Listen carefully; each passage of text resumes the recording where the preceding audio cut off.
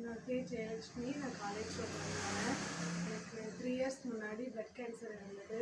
Blood cancer இப்போ சரியாயிடுச்சு. இப்போ அந்த ஸ்டெராய்டு எடுத்துக்கிட்டனால எனக்கு ஏவியன் ப்ராப்ளம்ஸ், அதாவது எலும்பு தேய்மானம், இந்த பிரச்சனை வந்து முட்டியில், ஷோல்டரில், எல்போவில் எல்லாத்துலேயுமே இருக்குது.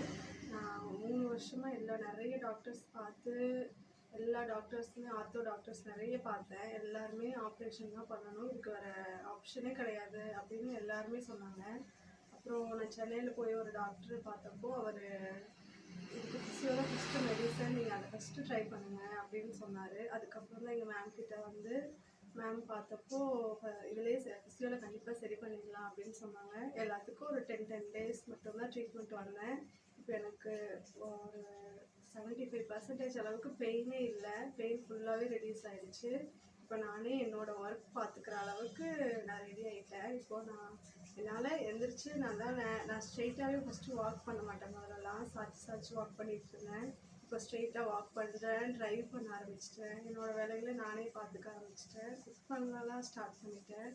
எனக்கு ரொம்ப சாட்டிஸ்ஃபேக்ஷனாக நல்லாயிருக்கு.